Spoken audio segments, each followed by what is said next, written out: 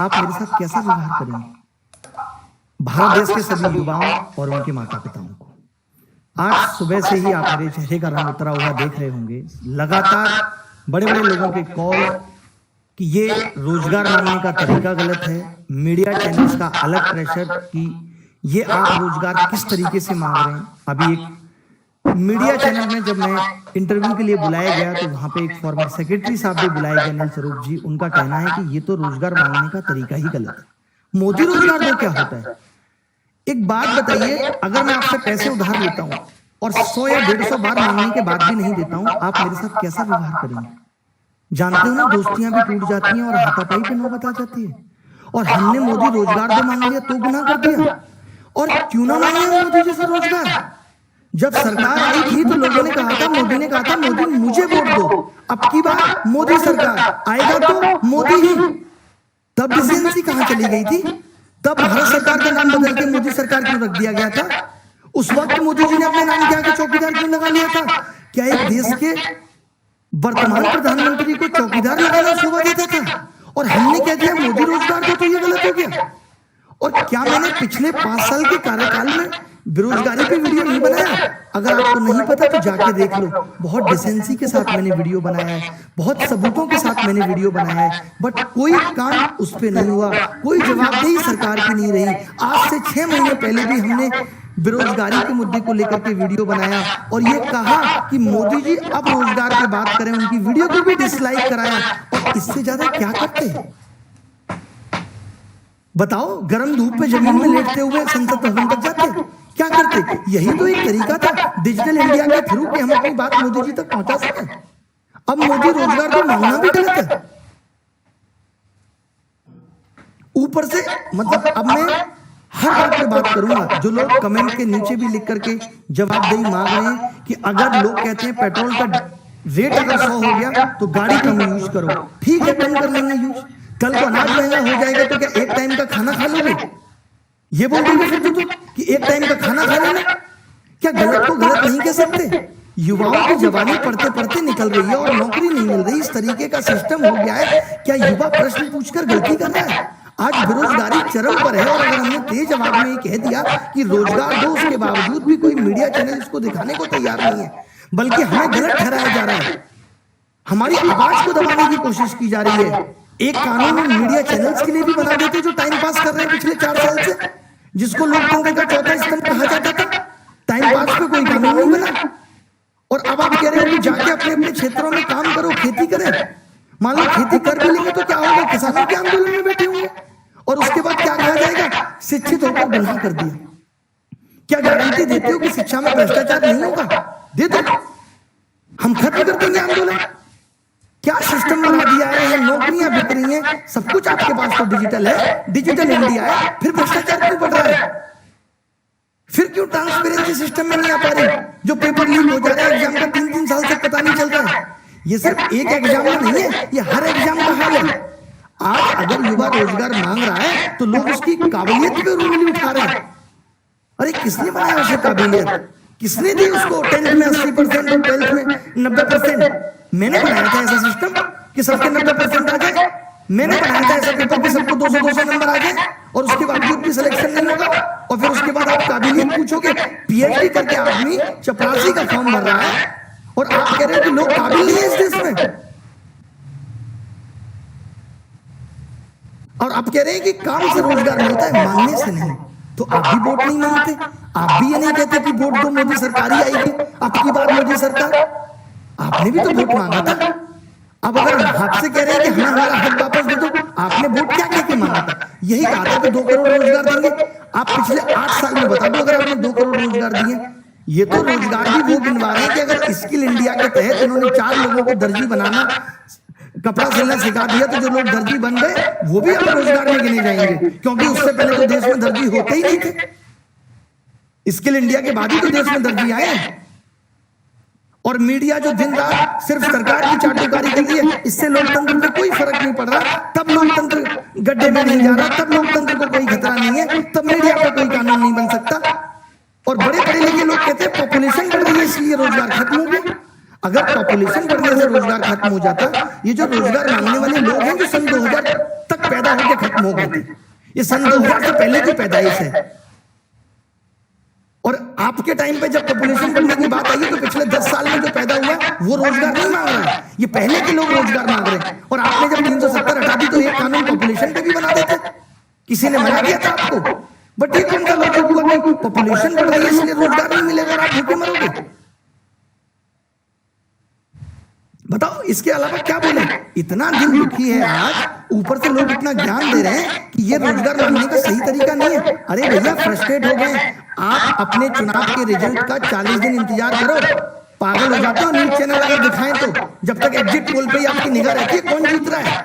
अगर आपका रिजल्ट 4 महीने भी पोस्टपोन कर दिया जाए ना तो दिमाग की दही हो जाएगी आपकी। हम 4-4 साल से रिजल्ट का इंतजार कर रहे हैं।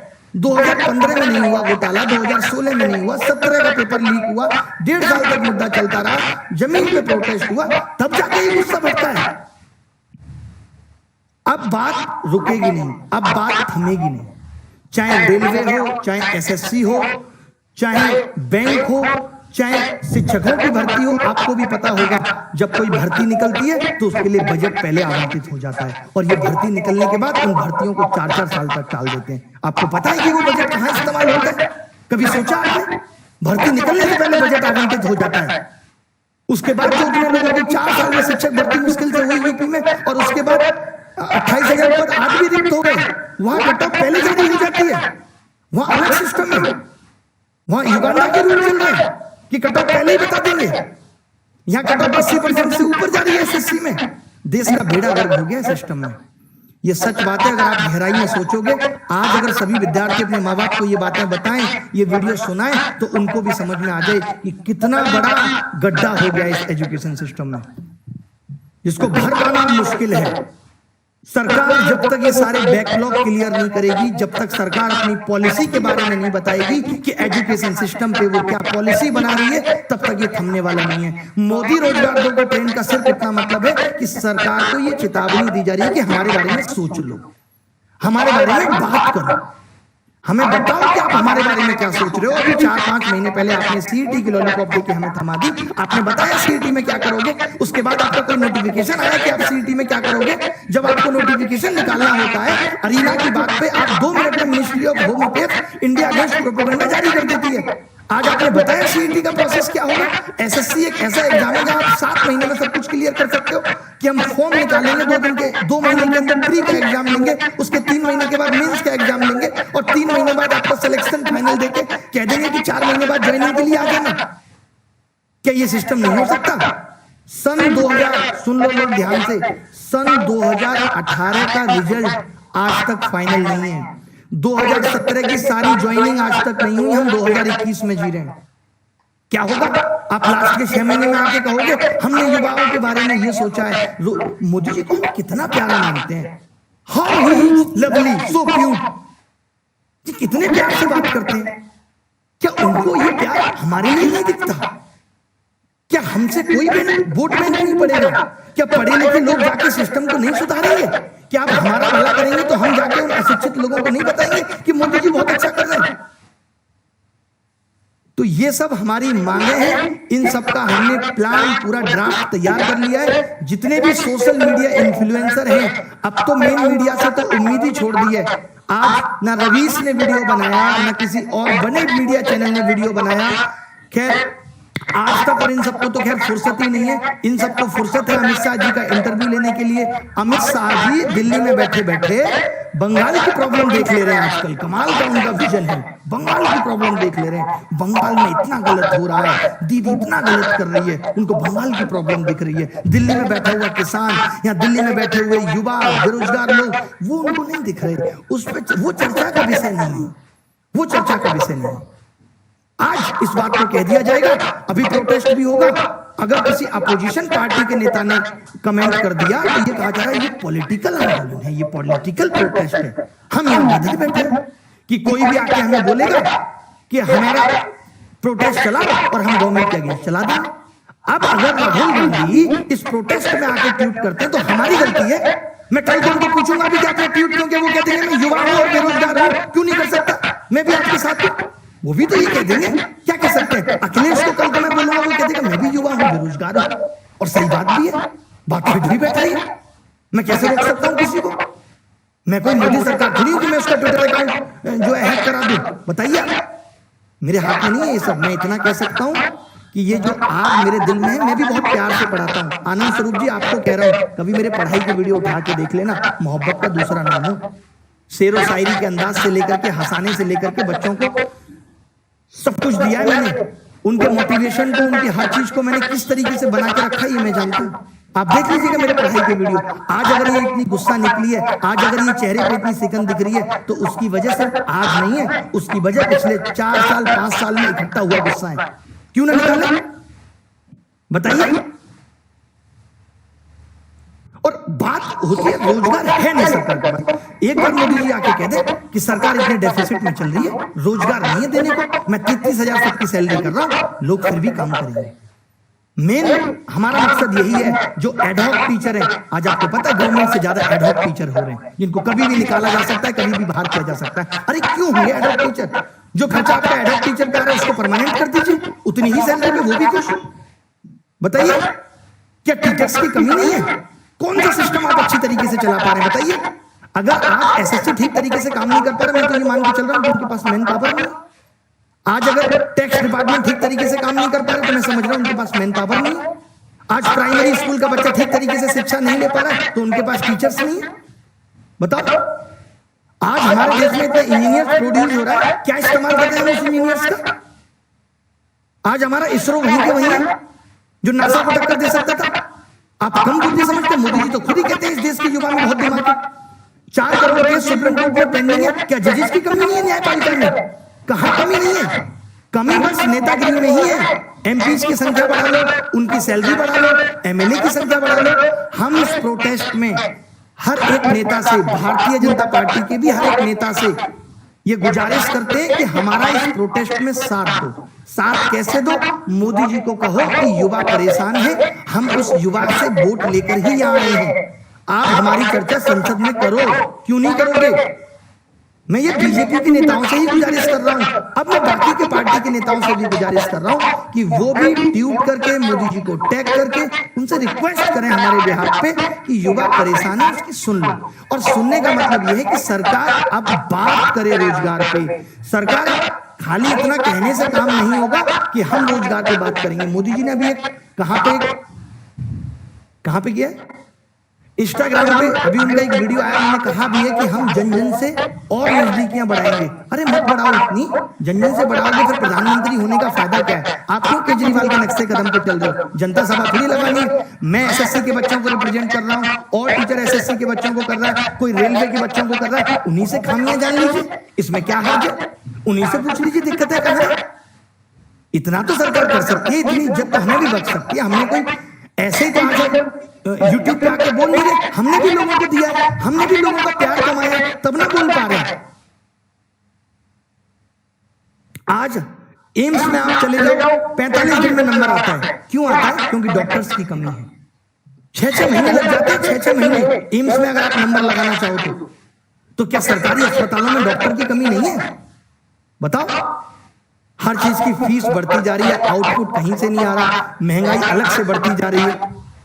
तो यही सब वजह है जिनकी वजह से इतना गुस्सा निकल रहा है। जो फॉर्मर सेक्रेटरी साहब थे, अनिल स्वरूप जी या और भी लोग ऐसे आएंगे, वो बड़े प्रोफेशनल तरीके से बात करते हैं। कहां चला गया था ये आपका प्रोफेशनलिज्म? जब चौकीदार लगा लिया था मोदी जी ने अपने नाम के आगे, तब भी कहते थे यार ये भद्दा लग रहा है मोदी जी, अभी आप वर्तमान प्रधानमंत्री हो, रहने दो ना, अच्छा नहीं लगता चौकीदार शब्द।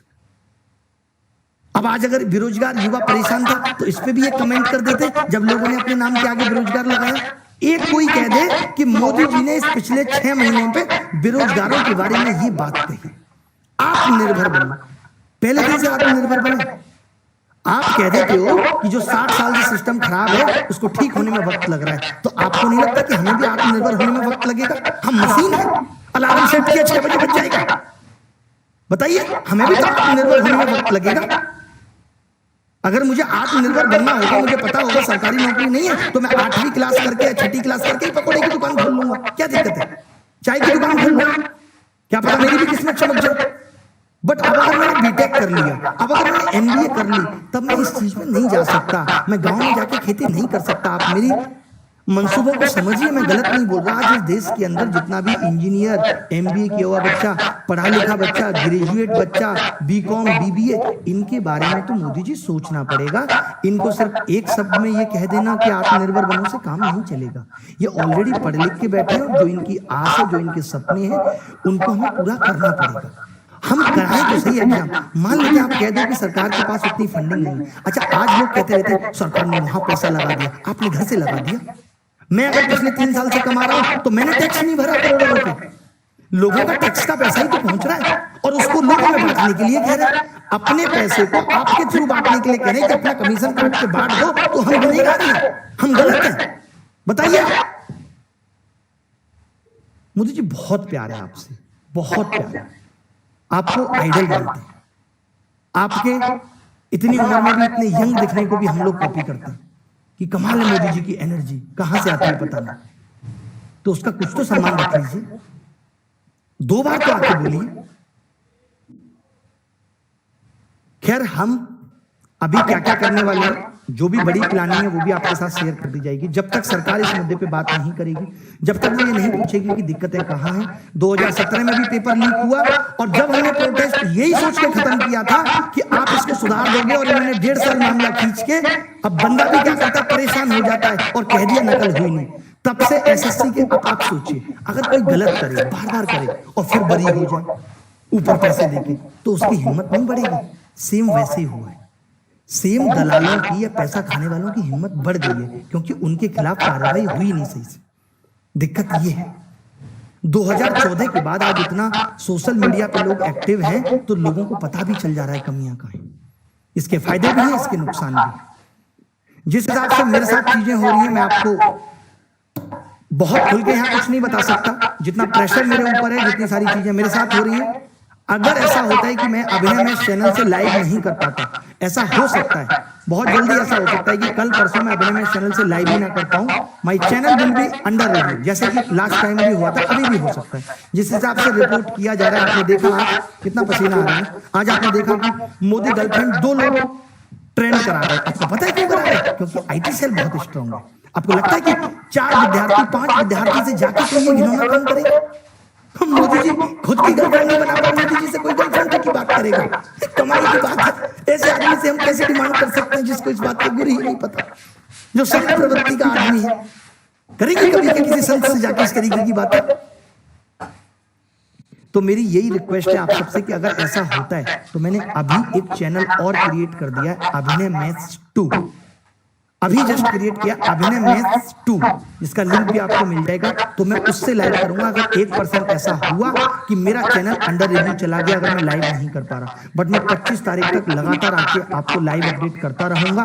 2500 से ज्यादा लोगों को मेल मैसेज कर चुका हूं, हर यूट्यूबर को मेल मैसेज कर चुका हूं। बड़ी बड़ी सेलिब्रिटी, चाहे वो कुमार विश्वास हो, चाहे वो चेतन भगत जी हो, कोई भी हो, सबको मैसेज, ट्वीट सब कुछ कर दिया है। कंगना जी को भी कर दिया है कि सामाजिक मुद्दा है, देश का आंतरिक मुद्दा है। आप भी बोल दीजिए, उन्होंने भी कह दिया है कि मैं करली लैंग्वेज में ट्वीट बना रही हूं, टाइम लगेगा। ठीक है, तो सब कुछ करेंगे। और ये देखिए, ये मोदी रोजगार 2 तो सिर्फ एक टैग है। इस टैग के मायने मैंने पूरी वीडियो में बता दिए, फिर बता देता हूं। इसका मतलब है कि सरकार रोजगार पे क्लियर बात करे, और जो एग्जाम में चीजें फेयर नहीं हो रही वो हम बताएंगे क्या फेयर नहीं हो रहा, उस पर गारंटी दे कि अब ऐसा नहीं होगा। तब सब कुछ बहुत शांति से चलेगा और 2024 में भी मोदी सरकार। ठीक है, तो अभिनय मैच 2 से लाइव करूंगा। बिल्कुल भी डरने या घबराने की बात नहीं है। लोग मुझे पूछ रहे हैं, आज मीडिया वाले पूछते हैं आपको डर नहीं लगता? हमें तो बहुत लगता है। डरना किससे? सही कर रहे हैं मोदी जी भी, तो कह रहे हैं डरना किससे? सही तो कर रहे हैं, ऊपर वाला देख रहे हैं। जान से बढ़कर क्या है? जिंदगी से बढ़कर कुछ थोड़ी है। और अब तक की जिंदगी में सब कुछ बहुत अच्छा किया। 1% अफसोस जिंदगी गंवाने का भी नहीं। ये मैं दावे के साथ कह रहा हूं, सरकार भी सुन कि 1% अफसोस जिंदगी गंवाने का भी नहीं। बस मरने से पहले कुछ ऐसा कर जाना है कि लोग याद रखें कि हाँ, किसी ने हमारे लिए भी सोचा था। क्योंकि हर एक उस दर्द से मैं गुजरा हूं जिससे आप गुजर रहे हैं। मेरी माँ ने भी दूध मुझे कागज जला जला के गर्म करके पिलाया है। मैंने भी जीवन में बहुत स्ट्रगल किया और दुख देखे हैं। आज भी फील कर पाता हूं। आज भी मानसिकता वही है कि जब कोई बच्चा कहता है ना, सर नौकरी नहीं लग रही, 4 साल हो गए, तो सर ऐसे लगता है अगर मैं इसकी जगह होता तो क्या बीतरी होती, मैं कैसे लोगों को मुंह दिखाता, ये कैसे फेस कर पा रहा होगा इतनी प्रॉब्लम। तो पिछली बार भी बहुत प्रॉब्लम आई थी, जैसा कि आपको पता है, तो इस बात का ध्यान रखना कि 1% अगर ऐसा होता है। बाकी कल भी लाइव करूंगा, कुछ ऐसी चीजें जो और बतानी होंगी, आगे की प्लानिंग क्या होंगी वो आपको बताऊंगा, और पढ़ाई लिखाई भी करेंगे। बट पहले इस मामले से निपट लेते हैं, पहले इस मामले से निपट लेते हैं कि क्या हो सकता है, क्या बेस्ट हो सकता है। और कुछ बहुत बड़ी डिमांड नहीं है, हमें कोई बिल वापस नहीं करवाना है मोदी जी, बस ये है कि रोजगार की बात करके ये क्लियर कर दो कि जितना भी बैकलॉग है उसको क्लियर कर दो, जहां जहां वैकेंसी है उनको फिल कर दो, और जो एग्जाम में प्रॉब्लम हो रही है उनको कर दो। और कल सीजीएल 2019 के मार्क्स की भी डिमांड बच्चों ने की है, तो उस पे भी सीजीएल 2019 के मार्क्स पे भी, हाँ, सीजीएल 2019 के मार्क्स पे भी हैशटैग आपको डिस्क्रिप्शन में मिल जाएगा, उसको भी कल कर दीजिएगा ताकि मार्क्स आ जाए, हम और प्रूफ के साथ लड़ाई लड़ सकें कि पहले हमें मार्क्स पता चल जाए। बाकी हम जानते हैं हमें किसी प्रूफ की जरूरत नहीं है, बट फिर भी कुछ शिक्षाविद हैं, कुछ बहुत बड़े बड़े लोग हैं जो प्रूफ चाहते हैं इन बातों का, तो हम चाहते हैं कि सरकार मार्क्स दे। इसमें हम रिक्वेस्ट कर सकते हैं, कोई प्रेशर हमारे सरकार के ऊपर नहीं है कि कैसे दे, वो अपने हिसाब से जल्दी मार्क्स दें। और मेरी सभी लोगों से ये भी विनती है कि किसी को भी गाली गलौच ना दें। आप देखते हैं ना, मुझे भी बहुत गुस्सा आ रही है, मुझे भी कितना गुस्सा निकालना पड़ रहा है, कितना सिंपल आदमी हूं ये आप भी जानते हैं। मैंने कभी अपने जीवन में गाली दी, तो मेरी रिक्वेस्ट है सबसे कि किसी को भी गाली दे। प्रधानमंत्री जी हमारे लिए बहुत सम्मानीय हैं और हमेशा रहेंगे। एज ए पर्सन वो बहुत अच्छे इंसान हैं, बट वो जो भी कर रहे हैं, पता नहीं उनके आसपास के लोग कैसे हैं जो उनको इस तरीके की भनक ही नहीं लगने दे रहे, या शायद उनका ईगो इतना हाई हो गया है कि मैं बार बार बहुमत से जीत रहा हूं, मेरा कोई क्या बिगाड़ पाएगा। कई बार जब सत्ता आती है तो इस तरीके के घमंड होना बहुत लाजमी है, लेकिन ऊपर वाला बैठा है, बड़े बड़ों को टूट गए, रावण का घमंड नहीं रहा, तो बाकी चीजों पे तो अब क्या ही कहना। ठीक है, नमस्कार, रखता हूं, जय हिंद। ये वीडियो अपने माँ बाप को भी दिखा देना जो आज भी इस बात पे अड़े हुए नहीं मोदी जी बहुत अच्छा कर, अगर बहुत अच्छा करें तो दिखना भी चाहिए। अच्छा करने का मतलब यही होता है कि महंगाई बढ़ गई, अब और क्या अच्छा करेंगे। लोगों में इतना कास्टिज्म पे लड़ाइयां हो रही हैं, और लोग क्या करेंगे, जबकि हम सब इतने प्यार से पले हैं। हम सबको एक दूसरे को प्यार करना चाहिए, प्रेम से बढ़ के संसार में कुछ नहीं है। आपको कुछ बात बुरी लगती है, आप 2 शब्द गुस्से में कर दो, सामने वाले को बुरा लगा, आप 2 शब्द गुस्से में कर दो। अरे हम लोगों ने गांधी जी से सीखा है कि अहिंसा के दम पे गांधी जी ने क्या कुछ नहीं पाला। हमें गाली देने की भी जरूरत किसी को नहीं है, हमें बुरा भला कहने की जरूरत किसी को नहीं है। आप सिर्फ प्यार बांटिए, ये हम प्यार ही बांट रहे हैं, और इस प्यार के दम पे ही हम सरकार से इस रोजगार के मुद्दे पे बात कर लेंगे। जब 6 महीने पहले बात थी तब मुद्दा यही था, बट हमें छोटी छोटी जीत चाहिए थी। हमें लोगों को दिखाना था कि देखिए इससे हमें ये जीत मिल रही है। अब बारी